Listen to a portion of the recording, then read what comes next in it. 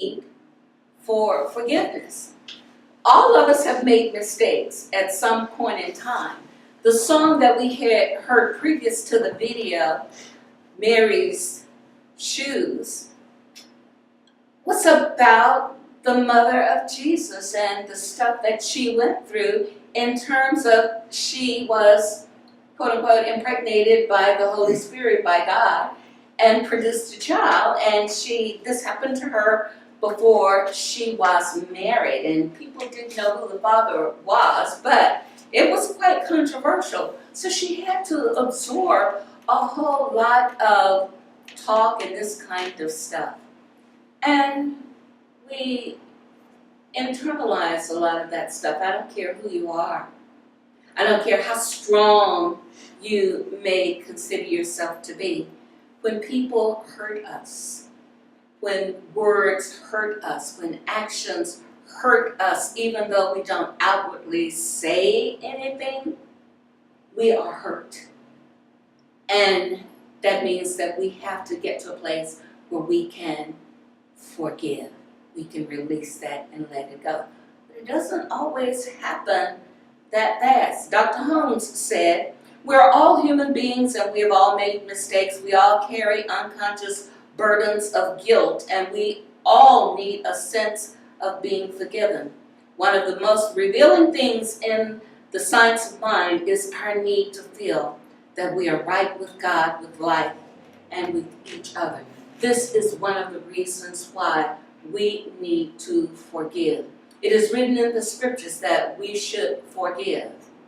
Forgive, and you shall be given. This is the plan of the infinite spirit of life for humankind. It is for us to get along together. When we forgive, we have a happier experience in life. Is anybody aware of that? I know that when I have been in this place where I continue to think about that thing that happened, I find myself in a loop of thought. Just a loop of thought about that thing. I'm constantly thinking about it. And you know what? The outcome doesn't change. The past is the past. That scenario is in history. It changes not. So even though we get into those loops of thought, constantly thinking about it, and when you're in that loop of thought, we think stuff like, if only I had, if only he had, if only she had, if only we had. We're thinking about the various scenarios through which we could have had this experience, an experience that would have brought a different outcome. But it did not bring a different outcome. It's already cast in the past in history. And guess what? It changes not. It's still there. It's still there. So what is the science of mind perspective or point of view when it comes to forgiveness?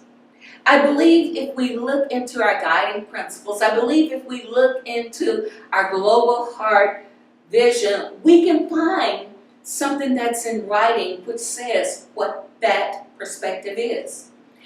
In our global heart vision, we wrote, we envision a world in which forgiveness, whether for errors, injustice, or debts, is the norm.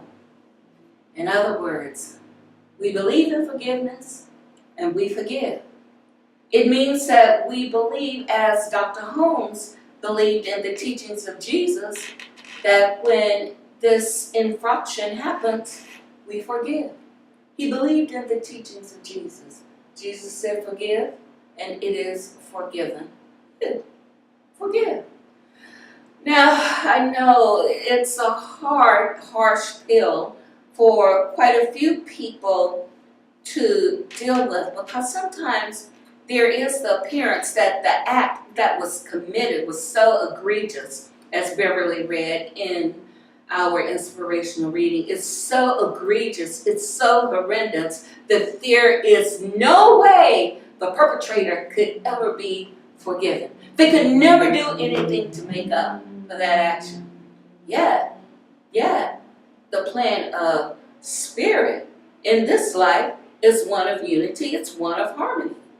In other words, it means that we have to recognize that God is love and that God is life. That is the nature of the infinite spirit of life, and that is the nature that is within you. And it is the nature that is within the perpetrator of the act. You have to forgive. So in not forgiving, what are you becoming?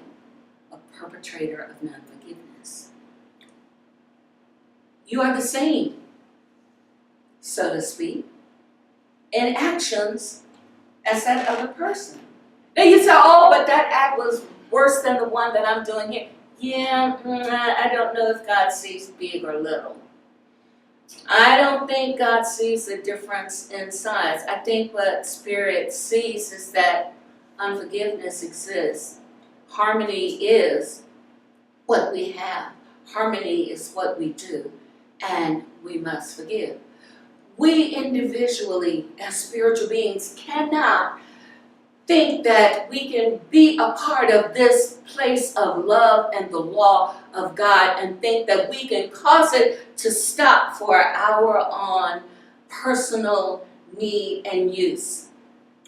We can't do that. Life is ever flowing. Love is ever flowing. The law of God is ever in action.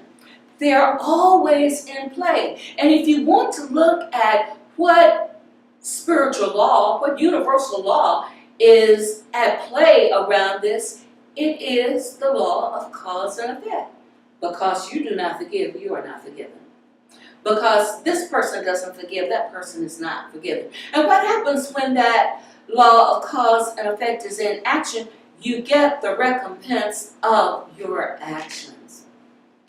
You don't forgive, you're not forgiven. And you see it. Now, how does that play out? For some of us, it can be a matter of, in your own mind, because something doesn't go right for you, the thought comes up, oh my goodness, I didn't forgive that, therefore, this is what's happening. And then we go and we try to clean up our act. Dr. Holmes also said, the great lesson we learn from this is that it is impossible for us to feel relief and release from self-condemnation while we bear condemnation toward others. So we hold ourselves in bondage and limitation while we're holding someone else in bondage and limitation. Not only do we condemn the other person, but we're condemning ourselves. Today, we want to recognize that there are benefits to forgiving. There are great benefits in just practicing forgiveness. How often have you experienced once that you have let go of this thing that has become a burden to you? Once you let go of it, you begin to flourish. You begin to feel so much better. Life takes on a newness. I know that happens. And if you have experienced such a thing, well, let's put it this way. If you're still held in bondage about something, let's look at what could be a way of getting out of that. Because sometimes it takes a while.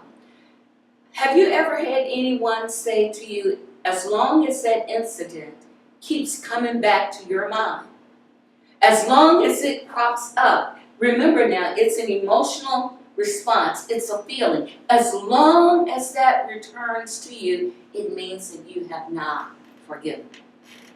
How do you want to get over that? Oh, and I know there are plenty of people, including spiritual teachers, thought leaders, who have said, so-and-so happened, and, I just pushed it off, I forgave it, I didn't think anything of it, but yet it comes back. Well, guess what? You haven't finished the forgiveness that needs to be around that, because it goes into the subconscious mind, and it hangs out there, and it hangs out big time. And it means that there's something more that needs to be done. I believe because of where we are in terms of recognizing my mind is a center of divine operation, that God has blessed me such that I can begin to use my inner strength, my inner light, my inner awareness of the Spirit and the life of Spirit to create something new, to create something better, to have a better understanding of what's here. What that means is that perhaps this thing that turned out to be so unseemly to you was just what was needed for you to receive a brand new lesson, to learn something new so that you can grow, or it was something that happened that would cause you to get back on track of what is your purpose in life, or to get back on track to what is your dream in life. There's a story, and this is a made-up person, it's a conglomerate. There's a story about a guy, let's call him Dan, who had this beautiful life of growing up, had a wonderful experience in high school, participated in all of the right clubs, the right things, and it was very obvious that when Dan was getting ready to graduate from high school that he would go to college and he would become very successful because Dan had a plan. He had a dream of what his life would be like. He would have the 2.3 kids or however many. He would have his own business, and Dan had already made a plan for what he would do to generate and to develop and cultivate the experience to be the owner of his own business. So the various jobs that he received, that he got after graduating from college, all moved him into the next level of understanding how to operate a large company.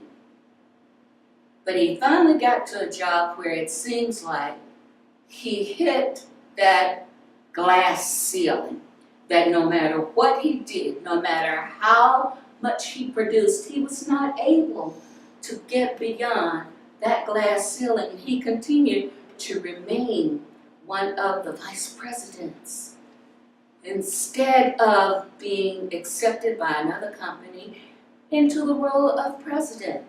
Well, here comes an economic decline in the national picture. A new person is brought on board who has equal qualifications to those qualifications that Dan has. And guess what happens to Dan? He's redundant. He's let go. The other guy can perform just as good as Dan performed, can supervise people just as good as Dan could supervise, but he's cheaper. The company told him as an excuse that they had decided to go in another direction. How many of you have heard that? I wasn't fired from a job, but I've heard that statement. You know, you have invested all your time. You know, what is the feeling that's generated? Oh yeah, emotions and feelings are generated. Now the next thing that happens is that Dan has been a very responsible person, and Dan has done the saving such that he has an emergency fund. Instead of telling the family that he no longer has a job, he continues to allow them to live in the lifestyle that they have become accustomed to while there is an eroding away of the emergency fund. And as that happens, the light in his eyes begins to dim. And they get dimmer and dimmer. And he no longer has the fire within. Dan goes out and he tries to find an equivalent job. And even though he has very good interviews, the reality sets in from the headhunters that it's unlikely that you will be able to receive the kind of pay that you have received before. And you'll have to get comfortable with the fact that you will be making much, much less money. So Dan is not able to find a job. Dan is moving toward panic, and he is developing resentment and hostility that he had never felt before toward the company that had used up 10 years of his life. And he's not made it to his own business yet. So, Dan needs to do something to get out of this place of anger, this place of hostility, this place of resentment. He plays these tapes over and over in his mind. Remember me talking about the loops of thought? Over and over. But he doesn't get a new answer. The answer is still the same. But there is a solution. There's a solution. And neuroscience tells us that there is a connection between forgiveness and health. When we forgive, we improve our health. When we don't forgive, we don't improve our health. Let me read this statement. I just felt this was so important for us to realize because there is a power in forgiveness. It says, medical science found this correlation between unforgiveness and health issues. In neuroscience, forgiveness is equated to a neutral charge in regard to the people who have hurt you. Neuroscience declares that one way to release all emotions is to go back in time to the original incident and rewrite the ending of the incident in a way that is empowering. Then and only then is a person capable of true forgiveness and the resulting non-emotionally changed mind. So what does that mean? It means that when I look at the work that Dr. Joe Dispenza is doing, he tells people that you can break the habit of being your old self. You can sit in meditation and you can recognize where you are. What are the emotions? What are the feelings that you're having? And now you want to create, you recognize them. You're being honest with yourself. You recognize them. You know what they are. And then he says, now let's think about what is the new person. Who is the new person that you want to be? And you want to be this loving person. You want to be this flourishing person. You want to be this business owner. You want to be associated with people who are there to support you as you're there to support them. So in that space of the meditation, in that space of the mental practice, in the space of your prayer, you're rewriting the scripts in your subconscious mind. See, it used to be that in science, it was thought that neural pathways just come to a conclusion. They end. They can't be regenerated. But now what neuroscience has taught us is that you can rewire the brain, that you can, those neural pathways can be regenerated, restored, and you can ask them to do newer things, and they will do it. They will do it. It's called neuroplasticity. So many of us actually play little games that cause us to stretch our minds, to think, to exercise our cognitive abilities. We do that such that we have mental flexibility, such that we don't get caught and stuck.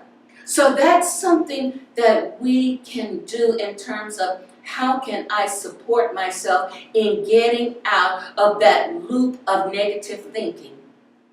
You can begin a new loop of positive thinking. Every morning as you awaken, pull out your affirmations and you say those things that you know that are true for you. Set the intention to be that. Set the intention to allow the goodness of those affirmations to come. Allow the intention to be proven to you by the infinite spirit of life. You turn it over. Literally turn it over to God. Turn it over. Now I know that sounds like it can be fairly simple, but another thing that was suggested in terms of how can you help yourself get out of that negative loop of thought, and that other thing would be you can sit down and write a letter to the person or to the thing that caused you to feel that resentment, to have that harm, to have that pain. Write it. It doesn't mean you mail it. It means you write it and you release it and you let it go. And if the thought, the feelings ever come back to you around that incident, you can read it and say, oh, no, I can't do this because I have let go of that. It's no longer true for me now. I'm a new person. I am a new person. It is written, I believe, in the New Testament, probably some of Paul's writings, be ye transformed by the renewing of your mind. So what we can take from this is that we have the ability to forgive. And when we use that ability to forgive, we have a transformed awareness, a transformed consciousness. I'm no longer that anymore. I'm now this new person. All things have passed away, and now the new is here. I would love to say the new is here to stay, but it's going to be there for a while because we're continuing to evolve. We're continuing to grow. And as newer things come into our life and our experience, we evolve and we grow there.